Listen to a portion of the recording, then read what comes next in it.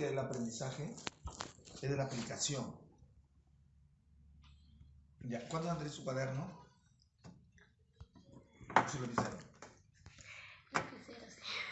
Ya, escribe encima, perdón. No, lapicero y no cuaderno. Tu cuaderno y tu lapicero tuyo. Ya, entonces vamos, ya, nunca se olviden de comer, porque se pueden morir. No. Sí. ¿Te están llamando acá? Perdón. A usted me llama. Ah, ya. Carly, no sé quién. Uy, Diosito mío. Carla Evangelista. Bien. Ya lo voy a atender ya un minuto. Ponlo cerca. Ya, para acá. Hola Carlita, Dios te bendiga, dime. ¿Qué tal, Luis? ¿Cómo está? Buenas noches. Sí, te devuelvo la llamada dentro de hora y media, porque estamos... ¿Ya? Ya, de todos modos, ya, un abracito, ok, ya, listo, ya, ok, así quedamos. Ya, Carla, la discípula de Frank, ya. Muy bien, entonces, de acá lo vas a editar, ¿verdad? A menos que quieras que le corte alguna parte, ¿no? No, es que para empezar... Esto sí, claro. Ya, muy bien. Mire, ya, entonces vamos a... ¿qué es la intercesión profética? Hemos estado viendo que la intercesión profética es unir la oración con lo profético. Pero hay otra pregunta, dice, ¿dónde se origina la intercesión profética?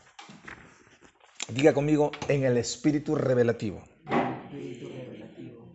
Entonces, en el espíritu revelativo se origina la intercesión profética. Hace años atrás nos enseñaron que lo profético tenía que ver simplemente con orar. Pero hoy estamos aprendiendo, la revelación está creciendo y nos hemos dado cuenta que la intercesión, que lo profético no solamente abarca la intercesión, sino también abarca nuestro lenguaje diario, abarca nuestro estilo de vida, tiene que ver con nuestras decisiones. Si nosotros decidimos contrario a la guía del espíritu revelativo, si tomamos decisiones contrarias al Espíritu Santo, el Espíritu profético, que es lo mismo, entonces nosotros vamos a generar pérdida. Ya, entonces la intercesión profética, ¿qué cosa es? Es saber orar oyendo lo que el Espíritu Santo dice. La intercesión profética es saber orar oyendo. Anoten eso. La intercesión profética es saber orar oyendo lo que el Espíritu habla, lo que el Espíritu revela. La intercesión profética es saber orar oyendo lo que el Espíritu te dice, lo que el Espíritu te guía. Vamos a ir en Apocalipsis capítulo 3, verso 13. Rapidito, vamos a ver ahí dónde lo dice esto. En Apocalipsis, el último libro, en el capítulo 3, verso 13, sí. Capítulo 3, verso 13, aquí nos va a describir Juan, el apóstol, acerca de lo que es el espíritu profético. Dice, el que tiene oído, oiga lo que el Espíritu dice a la iglesia. Amén. Entonces, aquí no está hablando del oído físico. Aquí está hablando del oído espiritual. La intercesión profética es saber desarrollar nuestra audición espiritual. Es decir, tenemos que tener la característica de ser como discípulos del reino. Tenemos que tener un oído profético. Diga conmigo, oído profético. Cuando tú desarrollas tu oído profético, es porque como un intercesor profético, tú sabes que la intercesión, repito, es saber orar oyendo lo que dice el Espíritu Santo. Por eso el apóstol Juan dice, el que tiene oído, oiga lo que el Espíritu dice a las iglesias. Porque cuando uno no tiene un oído profético, entonces ¿qué vas a oír? ¿Qué vas a oír? ¿Quién te va a hablar? Si tú no tienes un oído profético, es decir, la maldición de la sordera espiritual no te permite oír a Dios. Pero cuando tú eres sensible a la voz del Espíritu porque te ejercitas a través de la meditación de la palabra. Cuando tú aplicas la sangre de la corona de espinas a tus oídos para que se conviertan tus oídos, ¿en qué deben convertirse nuestros oídos? ¿En oídos? No les escucho. Nuestros oídos, ¿en qué deben convertirse? En oídos, a ver, proféticos. Digan conmigo, oídos proféticos. No les escucho. Oídos proféticos. ¿En qué deben convertirse nuestros oídos? En oídos proféticos. Muy bien. Ya. Entonces, la intercesión profética es saber desarrollar nuestra audición espiritual. Ahora, ¿qué es profetizar? Todos sabemos, profetizar es predecir, anunciar, anticipar un acontecimiento. Entonces, ¿qué hemos hecho nosotros? Por tradición, ¿qué hemos hecho con la profecía? Lo hemos interpretado que es solo para profetizar a una persona, ¿verdad? Tradicionalmente se cree que lo profético tiene que ver que alguien te da una palabra profética y eso es todo, pero no es así. Lo profético tiene que ver con la intercesión, tiene que ver con nuestro estilo de vida, con nuestras palabras, con nuestras decisiones. Tú puedes decidir proféticamente porque eres guiado por el Espíritu, por la profecía más segura de la palabra. ¿Cuál es la profecía más segura, hija? Pero tenemos, dice, la palabra profética más segura a la cual hacéis bien. Dice, a la cual hacéis bien, dice, estando atentos. ¿Hasta cuándo? Hasta que el lucero de la mañana nos habla de revelación. Dice, alumbre. Dice, hasta que el lucero de la mañana, dice, alumbre, ¿en dónde? En vuestros corazones. Cuando habla del corazón, eso se conecta con tu espíritu. Pero eso tiene que ver con la conversión de tus oídos convertidos en oídos proféticos. Vamos a ver, antes de continuar sobre ese punto, vamos en Amós capítulo 3, verso 3. Vamos a ver qué dice ahí. Amós 3, 3. Amós 3:3. A ver, voy a ver, dice, ¿hará algo el Señor? ¿Qué dice? Andarán dos juntos y no estuvieran de acuerdo. Amós 3:7. Vamos a Amós 3:7. Porque no hará nada Jehová el Porque Señor, no hará nada Jehová el Señor sin que revele su secreto a sus siervos los profetas. Muy bien. El Señor no hará nada, dice. Estamos en el 7, ¿no? Ya.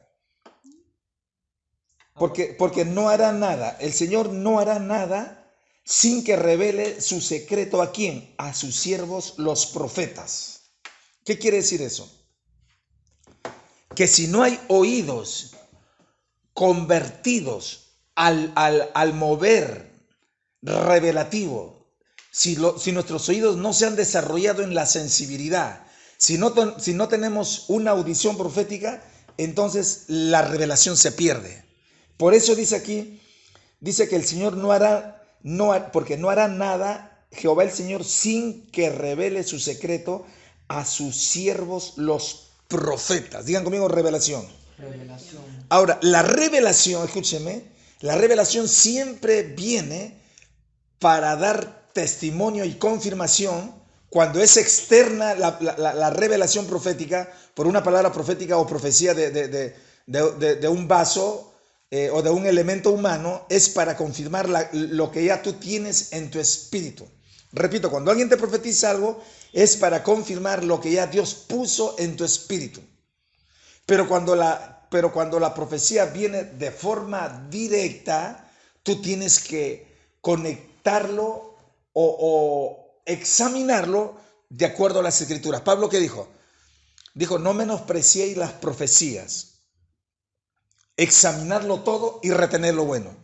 Cuando tú consideras que lo que recibes viene de Dios como una revelación, entonces tú tienes que examinarlo cuidadosamente y retener solo lo bueno. Ya, muy bien. Pero luego también dice, porque no hará nada Jehová el Señor sin que revele su secreto a sus siervos los profetas. Pero en el 8 dice, si el león ruge, ¿quién no temerá? Si habla Jehová el Señor, ¿quién no profetizará? Quiere decir que la profecía tradicionalmente es cuando alguien habla en lenguas y te profetiza y dice, así te dice el Señor. Pero la profecía también es cuando Dios te da una palabra y te anticipa.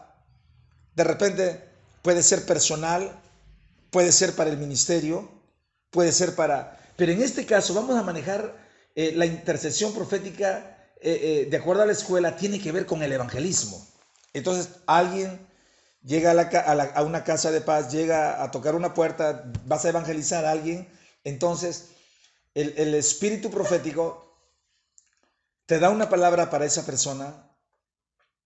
Puede ser que tú se lo digas en oración, como Maynor esa vez me contó que llegó a la casa de esta señora, se llama Carolina. Entonces Maynor le impuso las manos y exactamente todas las palabras que él le dijo tenía que ver con su circunstancia, con el momento que ella estaba pasando el problema. Y en consecuencia la señora empezó a llorar. ¿Por qué? Porque el Espíritu Santo opera poniendo las palabras en la oración, en donde él intercede proféticamente pidiendo por un problema, por una necesidad, pero que él ni siquiera lo sabe. Pero cuando Jehová habla, a ver, se me cerró acá, vamos a ver, dice, si habla Jehová el Señor, ¿quién no profetizará? Diga conmigo, todos. Diga conmigo, cuando tenemos oído profético, diga conmigo, todos somos llamados a profetizar. Ya. Entonces, la profecía también puede venir como una encomienda. Es decir, lo que el Señor te da es para que tú lo comuniques en el momento oportuno. Para eso uno tiene que saber manejar la intercesión profética, el espíritu profético. No ser a veces de repente imprudente, indiscreto, sino que uno tiene que orar para que el Señor nos dé el momento adecuado. Y si es necesario comunicar o si no es necesario comunicarlo. Pero en lo que es el evangelismo profético, tiene que ver mucho la intercesión profética. Entonces nosotros vamos a orar para que el Señor nos dé la gente para los cuales tenemos que llevarle una palabra profética a través del evangelismo profético. Y para eso tenemos que convertirnos en intercesores proféticos. Jesús tuvo éxito como sus discípulos porque él se movió direccionado por el espíritu profético. Cuando llegó al pozo de Jacob, Jesús sabía que en su movimiento él debería de detenerse y Jesús se detuvo porque era guiado por el espíritu profético para esperar el momento oportuno, porque no dependía de la salvación de una mujer, sino de toda una ciudad. El espíritu profético te da una conexión divina. En este caso, a Jesús lo conectó con la conexión divina que el espíritu profético estableció, fue entre Jesús y la mujer samaritana. Pero la idea de Dios no era llegar únicamente a la mujer samaritana, sino traer salvación a toda la ciudad de Samaria. Es decir, incursionar trayendo una explosión, un avivamiento se desató en Samaria por el testimonio de esta mujer. Lea su Biblia. Ya, muy bien, vamos a continuar. Digan conmigo, espíritu profético. Espíritu profético. Ya, entonces nos quedamos en Amós, ya. Ahora, entonces repito, mire, en cuanto a lo que es profetizar, se ha considerado que es solo para profetizar a una persona, pero en la intercesión profética, la revelación, escúcheme, voy a repetir la enseñanza del otro día una parte y voy a ahondar. Escúcheme, la intercesión profética es la revelación para descubrir las artimañas del enemigo y desbaratarlas. La intercesión profética es la revelación para descubrir las artimañas de Satanás y desbaratarlas. Esa es la intercesión profética. Por ejemplo, Gerald, que está aquí, ella percibía en su espíritu un peligro en tu familia. ¿Te acuerdas, hija? ¿Fue así de tu hermano? Sí. Sí me acuerdo. ¿Tú percibías o el Señor te dio, creo, El Señor me mostró. te Me dio- mostró? me puso. Ya, el Espíritu Santo te hacía percibir un peligro, un peligro de desgracia, un peligro de muerte en tu hermano. Entonces tú, guiado por el Espíritu profético, pregunta, pastor, ¿qué hizo Geraldine? Pastor, ¿qué hizo Geraldine? Geraldine trajo una ofrenda, o sea, por la petición de su hermano. Y cuando acabamos de orar por la ofrenda, ¿te acuerdas, hija? Llamaron de emergencia. Ella tuvo que dejar la reunión. ¿Por qué? Porque su hermano acababa de salvarse prácticamente la vida. Es decir, Dios lo preservó, porque ella se movió guiada por el Espíritu profético. Entonces, ¿qué hace la intercesión profética? ¿Qué hace el Espíritu profético a través de la intercesión? Trae revelación, repito, para descubrir las artimañas de Satanás. Pero en este caso, la escuela de consolidación, cuando hablamos de la intercesión profética, todo eso nosotros tenemos que canalizarlo para el evangelismo. Por ejemplo, tú llegas a una persona con una palabra profética donde tú le previenes, donde tú le anticipas. O sencillamente con la palabra profética tú le sacas a luz una necesidad, un problema. Y eso a la gente le permite abrir su corazón para creer y recibir la palabra.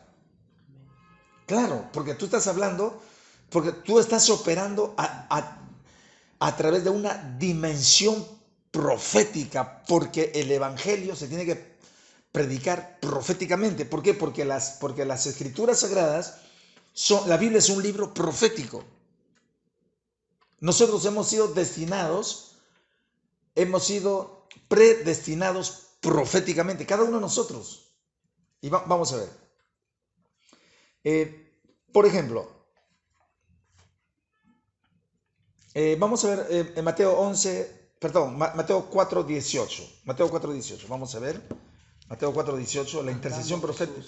Sí, escucha, dice aquí, un segundo. Dice que la intercesión profética te encausa, te direcciona hacia el cumplimiento de tu destino profético.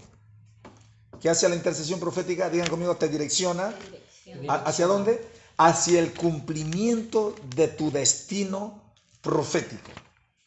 Ya, entonces vamos a ver, para ver esto, vamos a ver primeramente Mateo 4, verso 18. Para sustentar esto, 4:18. Miren en el llamado que Jesús le hace a Pedro y a su hermano. Dice, andando Jesús junto al mar de Galilea, vio a dos hermanos, gracias. Uno de ellos era Simón, llamado Pedro, y Andrés, su hermano, que echaban la red en el mar porque eran pescadores. ¿Y qué le dijo Jesús a Simón, Pedro y a Andrés, su hermano? ¿Qué le dijo? Venid en pos de mí y os haré pescadores de hombres. Entonces, Pedro, en su llamado apostólico, era para convertirse en un pescador de hombres. Y dice la Escritura, en el siguiente versículo que dice, estamos en el 20. 20, sí. Ellos, entonces, Simón, Pedro y Andrés, su hermano, dejando al instante las redes, ¿qué hicieron? Le siguieron. Digan conmigo, llamado profético. Todo el que tiene un llamado profético se convierte al principio en un seguidor, discípulo. Pero el llamado era al apostolado. Digan conmigo, llamado apostólico. Ya, ¿qué pasa cuando Pedro, mire, Pedro sabía en su espíritu que tenía un llamado profético y que él estaba destinado por el nombramiento y la unción apostólica que Jesús inicialmente impartió entre los 12. Pero eran apóstoles niños. Yo me acuerdo cuando conversé con un apóstol, reclamándole yo, que una vez nos vaciaron la congregación, y le dije, y el padre apostólico, yo le presenté mi queja y no me hizo justicia. Como diciendo, ¿usted qué opina? Y él me dijo, conversa con el hombre, me dijo. Todo lo que me ha dicho, díselo a él. Ya se lo he dicho, sí, le quiero decir justamente he venido a este evento, a este congreso apostólico porque quiero conversar con el hombre. Pero algo que nunca se me olvidó, me dijo, la iglesia cristiana a nivel mundial, en cuanto a lo apostólico, todavía me dijo, uy, apenas están naciendo, me dijo. Todavía somos niños en lo apostólico, recién estamos aprendiendo, estamos naciendo. Y ya parece, entonces, pues, estarían unos 5, claro, eran más o menos 5 años recién que se estaba moviendo en el mundo lo que era la revelación de lo que era el movimiento apostólico. Entonces Pedro estaba en esa condición. Era un apóstol niño. Por eso que Pedro terminó negando al Señor. Dice que Juan y Jacob le dijeron a Jesús cuando los samaritanos no permitían que ingresaran a Samaria, ¿qué le pidieron a Jesús? Le dijeron, Señor, no te quieren, ¿qué? Los samaritanos no te permiten entrar a la ciudad. Señor, yo tengo una sugerencia. Estamos de acuerdo entre Juan y Jacobo. Señor, ¿qué te parece, Señor? Que yo y Juan oremos para que descienda fuego del cielo. Tú sabes que tenemos la autoridad. Tú has dicho que para nosotros no hay nada imposible, que tenemos el poder para atar y desatar. ¿Qué te parece, Señor, si desatamos fuego del cielo sobre estos samaritanos para quemarlos vivos? Y Jesús, ¿qué le dijo? Vosotros no sabéis de qué espíritu sois, porque el Hijo del Hombre no ha venido para perder las almas, sino para traer salvación. Pero era apóstol, Pedro, y andaba bien armado. Le voló la oreja a uno, a un apóstol. O sea, yo puedo andar también con mi Col 34, ¿no? Con mi metralleta, por ahí, ¿no? Es una broma, ¿no? Bueno. Ahora vamos a ver, mire, entonces, estamos diciendo que la intercesión profética o el espíritu profético te encausa, te direcciona hacia el cumplimiento de tu destino profético. Esto lo vamos a ver en Lucas 22, un pasaje que ya hemos leído la sesión anterior, Lucas, verso 22. Capítulo 22, verso 31, 22, 31. Dice de la manera siguiente. Dijo también el Señor, Simón, he aquí Satanás os ha pedido para zarandearos como a trigo. Simón, pero yo he rogado por ti que tu fe no falte, y tú, una vez vuelto, confirma a tus hermanos. Mire,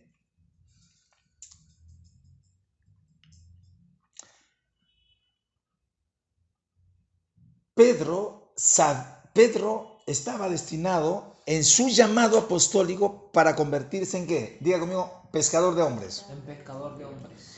Ese llamado apenas estaba en su etapa inicial, aún no se concretaba, aún ese llamado no se cristalizaba en Pedro, y Satanás sabía del llamado apostólico de Pedro. Satanás sabía que Pedro, en su llamado, le iba a provocar problemas en el futuro a su reino.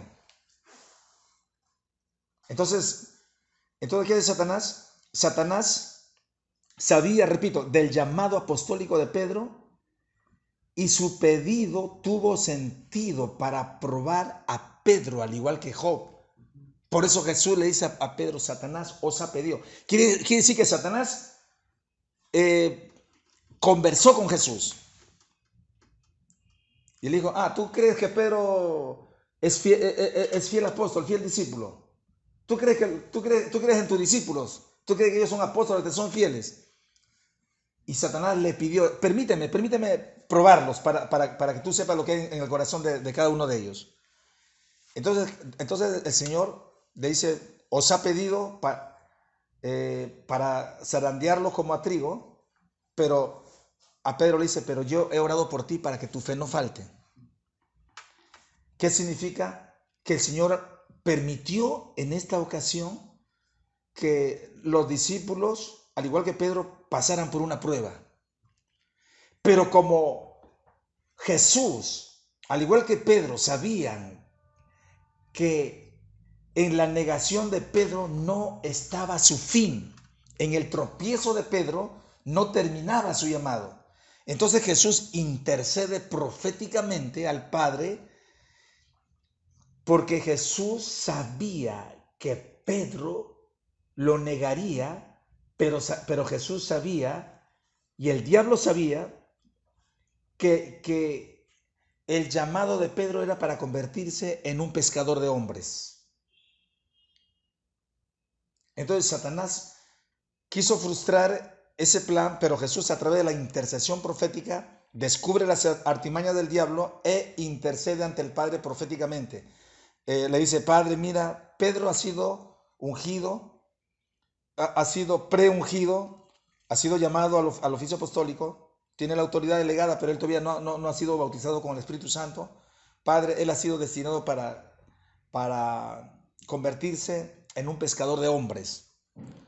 Así que yo lo encapsulo, en tus manos lo entrego, Señor, yo lo guardo, yo lo cubro en oración, etcétera, etcétera. Entonces Pedro fue preservado porque Jesús le dijo: pero yo he orado para que tu fe no falte.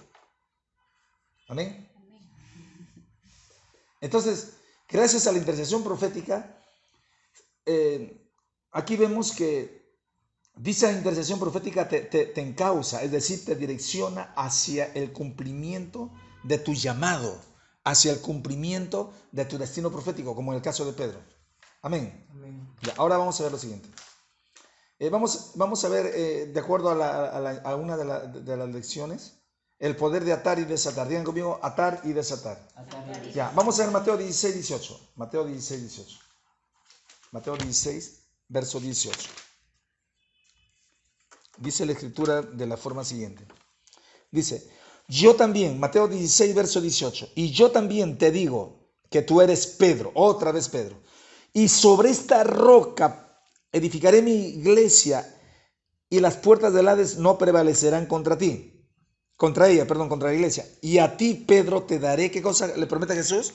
A ti, Pedro, te daré las llaves del reino de los cielos, y todo lo que atares en la tierra será atado en los cielos, y todo lo que desatares en la tierra será desatado en los cielos. Amén.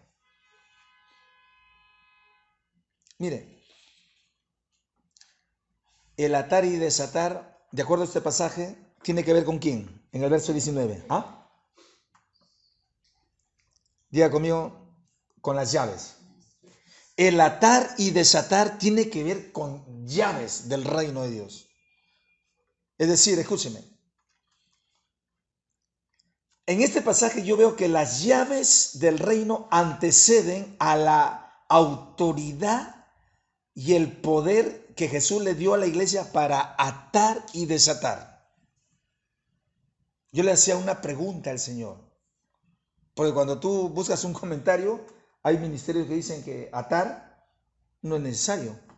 Ya Cristo murió en la cruz, tú no tienes que atar a ningún demonio, a nadie, hacer guerra espiritual. Otros dicen que sí se debe atar, otros dicen que no se debe atar, pero yo qué digo como vuestro pastor, ¿qué dice la Escritura? Entonces, repito,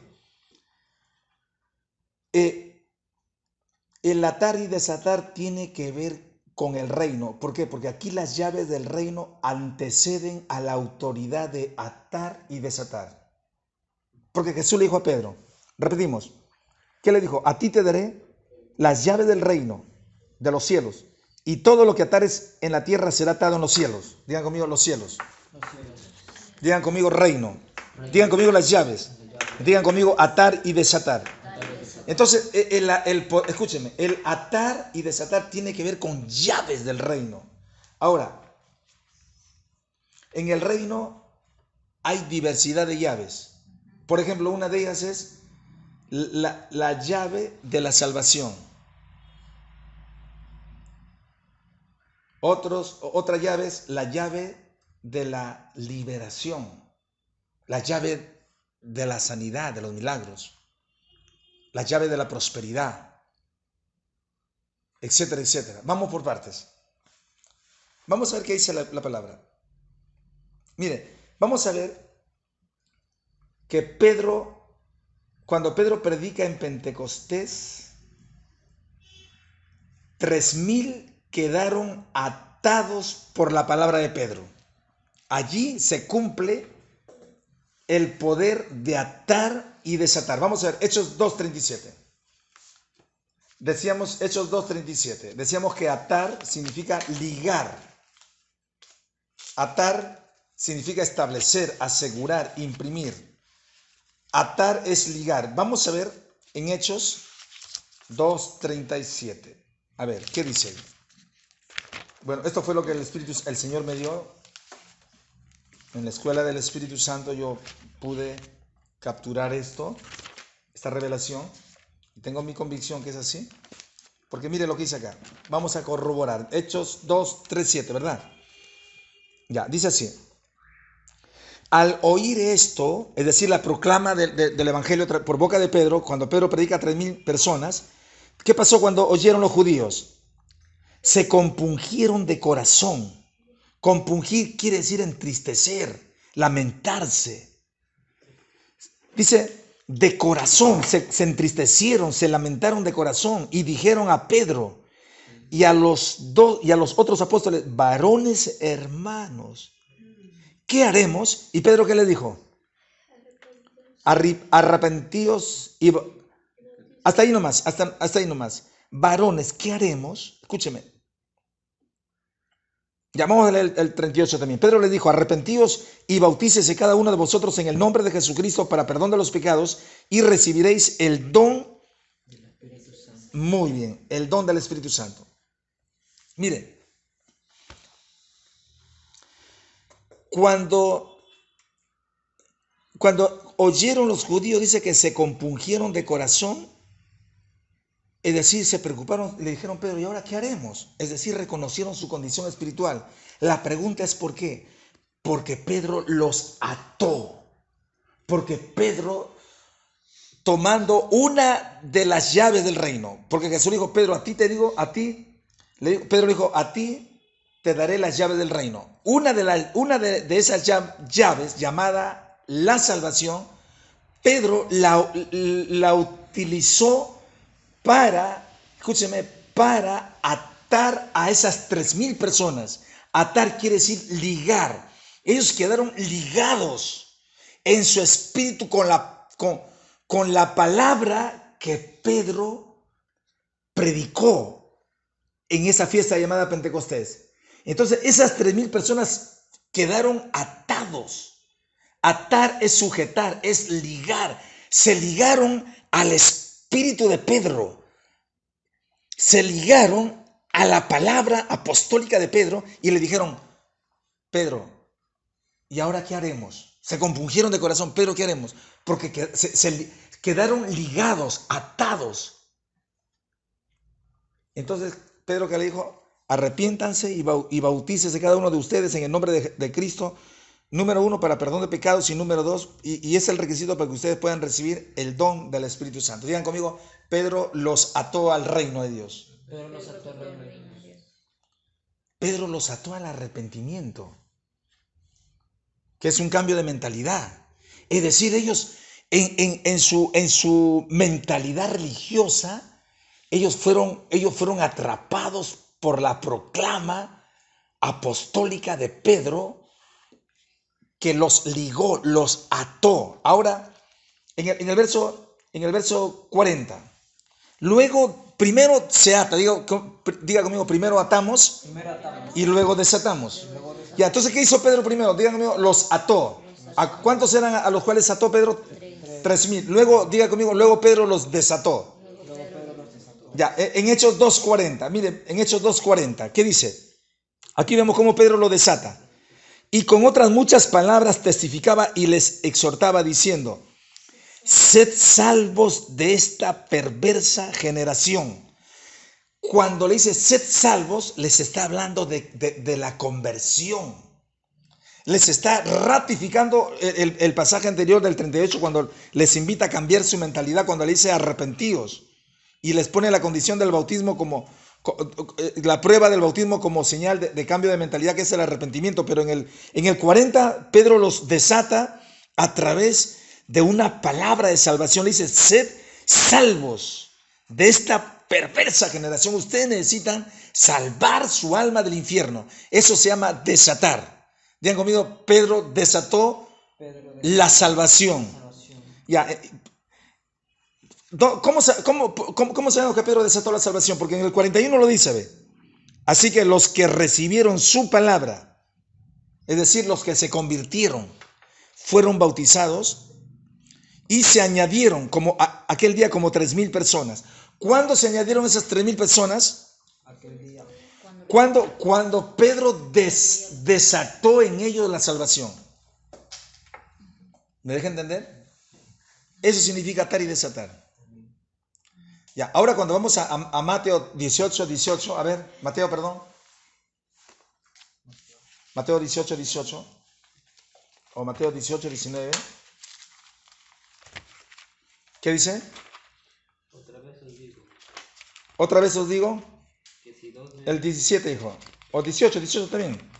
Estás en el 19. Sí. De cierto os digo Ya. que todo lo que atéis en la tierra será atado en el cielo, y todo lo que desatéis en la tierra será desatado en el cielo. Es que Ya. otra, A ver, ¿qué dice, hijo, ahí en voz alta? digo la verdad, todo lo que prohíban en la tierra será prohibido en el cielo, y todo lo que permitan en la tierra será permitido en el cielo. Todo lo que prohíban en la tierra será prohibido en los cielos. Y todo lo que permitan, ¿verdad? Prohibir y permitir. Y todo lo que permitan en la tierra será permitido en los cielos. Ya, escúcheme. Mire, en unos pasajes antes, en el verso 17 habla de la ofensa del hermano, al cual uno debe denunciar, dice, a la iglesia. ¿Así dice? En Mateo 18, a ver. Amén. ¿Así dice? ¿Habla? Entonces, Si no te oyere, tenlo por gentil o publicano. A ellos dile a la iglesia, y si no oyere a la iglesia, Ya. dile por gentil o Bueno, ya, muy bien. Ahí habla de la forma como se debe perdonar al hermano. Escúcheme. Si tu hermano te ofendiere, dice, primero habla a las solas, después delante de 2 testigos, después delante de 3, y si no te oyere, dice, dilo a la iglesia, es decir, públicamente. Y luego Jesús dice, porque todo lo que atéis en la tierra será desatado en la tierra. Entonces, algunos comentaristas dicen, pero no, aquí se refiere al perdón. Se refiere que la iglesia puede atar y desatar al creyente que cae en rebelión, en falta. Porque no significa atar a la gente al reino, porque Jesús no va a cambiar, no va a tratar un tema como el tema de la ofensa y el perdón a un hermano tratando de que se reconcilie, y de un momento a otro va a cambiar de tema y va a decir, lo que atáis en la tierra será atado en el cielo. Pero este pasaje viene encauzado desde las llaves del reino, cuando Jesús le dice a Pedro, yo te daré las llaves del reino, y todo lo que atéis en la tierra será atado en los cielos, y todo lo que desatéis en la tierra será desatado en los cielos. Y hay pasajes escatológicos cuando Jesús está hablando acerca de las señales, acerca del fin, y luego habla escatológicamente dirigiéndose a Israel, hablando hacia el futuro. O sea, cambia de tiempo. Cuando Jesús habla, dice, y habrá en los últimos días las señales de mi venida, es que habrá terremotos, pestes, hambres, guerras, etc. Y luego habla dice, y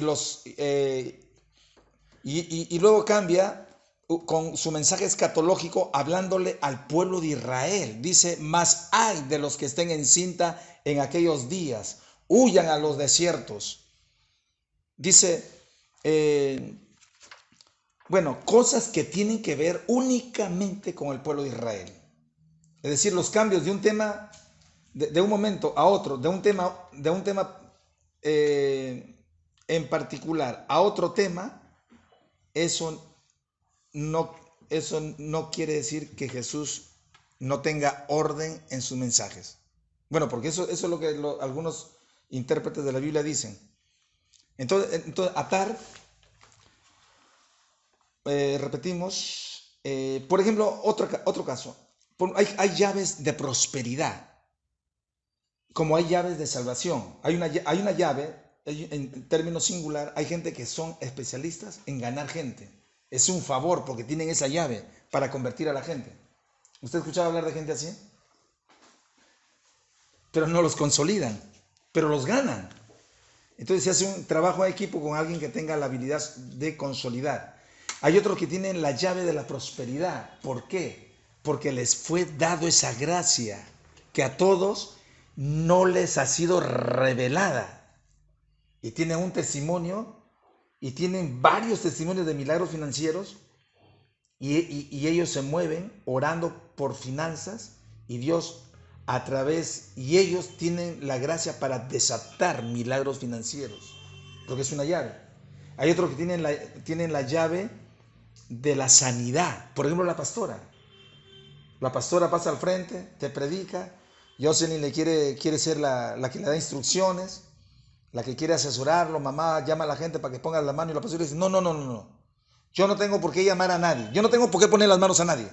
El Señor mismo va a hacer la obra personal, porque ella tiene esa llave, la llave de la sanidad, la llave de los milagros, lo tiene nuestra pastora. Que si se tratara de hacer un evento, un coliseo masivo, multitudinario, en un estadio, y convocamos gente, y pasaran a los enfermos, igual Dios obraría así milagros. La persona el paralítico que está allá tiene una pierna corta, la persona que ya tiene cáncer, a través de la llave de la sanidad profética. Son milagros proféticos. Es una llave. Hay otros que tienen la llave de la liberación. Por ejemplo, hay un ministerio que Aquiles Azar, por ejemplo, él se para en la plataforma, igual que Joshua, se para en la plataforma y no necesita ir y poner las manos a la gente para que bote demonios. En la misma gradería, las liberaciones se empiezan a gestar, se empiezan a manifestar, porque tiene esa llave. Digan conmigo, el poder de atar y desatar. El poder de atar y desatar. Entonces yo puedo atarme a la revelación de la prosperidad a través de mis diezmos, mis ofrendas, mis primicias, y eso me va a dar la autoridad para desatar los milagros financieros y tener la autoridad para desatar en otros, de igual manera, los milagros financieros. Ahora, vamos a ver el otro pasaje, vamos a ver en 2 Corintios 5:20. ¿Qué horas son? 9:21. Ya, tenemos 5 minutos. Vamos a ver 2 Corintios 5:20. 2 Corintios 5:20. ¿Qué dice ahí? Que nosotros somos embajadores. Diga conmigo, embajadores. Así que somos, ¿qué cosa somos? Dice Pablo, somos embajadores en nombre de Cristo. Como si Dios rogase por medio de nosotros, os rogamos en nombre de Cristo, reconciliaos con Dios. Muy bien. Hemos enseñado que un embajador es una autoridad que representa un reino. Ya. Un embajador es una persona asignada por un reino, por un rey, el cual representa un reino. Estamos hablando de Cristo, el Rey de Reyes, Señor de Señores. Cuando hablamos del reino, estamos hablando del Rey, que es Jesús, que es el Cristo. Entonces, dice aquí Pablo que nosotros, dice así que somos embajadores en nombre de Cristo. El primer embajador fue Jesucristo. Y ahora nosotros, porque Él vino a representar al reino de su Padre. Cuando Jesús regresó de la tierra al cielo, nos asignó a la iglesia. Cada uno de nosotros nos asignó una autoridad. El embajador es cuando el rey pone su autoridad en ese embajador. El embajador es alguien que representa una nacionalidad, una ciudadanía o un reino en este caso. Ahora, un embajador puede o tiene la autoridad para atar a la gente al reino, proféticamente. Yo tomo la escritura, yo tomo la palabra profética más segura y empiezo a profetizar. Señor, tu palabra dice que tú nos has dado a la iglesia las llaves del reino y que todo lo que atemos en la tierra será atado en los cielos. todo lo que prohibamos en la tierra será prohibido en los cielos.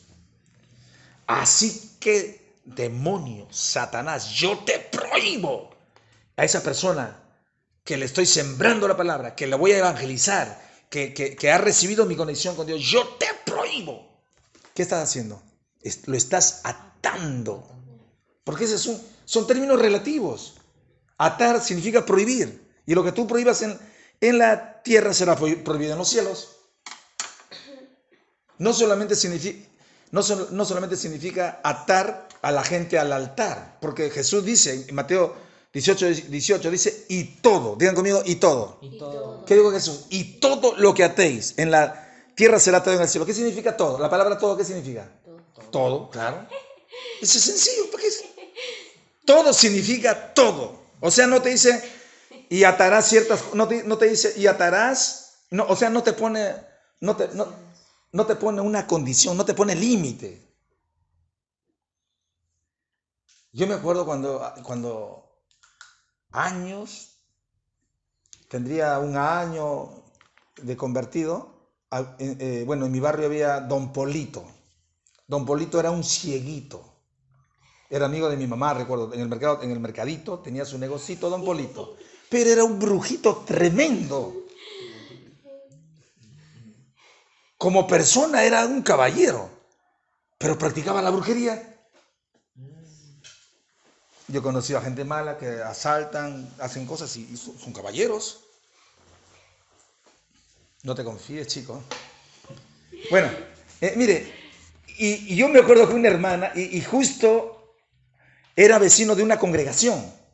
Y ellos me contaban que Polito, cuando ellos hacían vigilia, Polito el brujo también hacía vigilia con su... tenía su tumba y tenía ¿cómo se llama esto? Maracas, sus maracas. Y cuando ellos decían, te ato, espíritu de brujería, y Polito decía, yo te ato a ti. Y empezaba con esos términos. Él utilizaba la autoridad que el diablo le había dado para atar y desatar. El mismo lenguaje, en los mismos términos. Y en ese tiempo ni siquiera se escuchaba, yo era nuevo, no sabía, bueno, lo que ya después uno va aprendiendo poco a poco sobre el poder de atar y desatar. Los brujos lo utilizan porque atar a la gente al altar es correcto. Atar es prohibir. Y desatar, ¿qué significa? Permitir, chico. Entonces, cuando Pedro, como un embajador, ató a esas 3,000 personas bajo la unción, porque Pedro fue llamado para ser pescador de hombres, y el diablo sabía que Pedro sabía que él tenía un llamado apostólico para convertirse en un pescador de hombres. Entonces el diablo le dice a Jesús, voy a pedirle a Jesús que me permita ponerlo a Pedrito en mis manos porque lo voy a zarandear como a trigo. Y el Señor me tiene que dar la autorización. Porque el diablo no puede hacer nada a menos que el Señor no se lo permita. En algunas oportunidades. Salvo que tú le abras puertas al diablo, porque la palabra dice, no deis lugar al diablo. Airaos, pero no pequéis. Pero en este caso, fue permitido por el Señor. Y el Señor se lo permitió, le dijo, ya don Sata, ya está bien, ya te voy a permitir que pruebes a todos mis discípulos. Pero por el espíritu revelativo, el espíritu profético, que es el Espíritu Santo, Jesús sabía que Pedro lo negaría, pero también sabía que a través del espíritu profético lo restauraría. Pregúntenme, pastor, ¿en dónde estaba la restauración de Pedro? Pastor, ¿en dónde estaba la restauración de Pedro? Cuando Jesús le dijo, pero yo he rogado por ti, para que tu fe no falte. ¿Qué más le dijo? Y una vez vuelto, una vez que te reconcilies, una vez que regreses, ve y anuncia a tus hermanos. Si Jesús no le dice a Pedro, pero yo he rogado por ti para que tu fe no falte, y una vez vuelto, ve y anuncia a tus hermanos. Si Jesús no suelta esa palabra profética, no se hubiese cumplido la restauración de Pedro. Porque una palabra profética decretada tiene vigencia en el mundo espiritual. Del cumplimiento de acuerdo a lo que Dios, espíritu revelativo, profético, se soltó, se declaró, se dijo. Se tenía que decir y se dijo. Y el diablo tiene que respetar esa palabra. Digan conmigo, el diablo tiene que respetar. Porque el Señor nos ha dado la autoridad para atar y desatar, pues chicos. Bueno, muchachos, eso ha sido todo por hoy. Ya. A ver, hijo, bendiciones, muchas gracias. Vamos porque estamos en la otra escuela. Vamos a la escuela de Dios.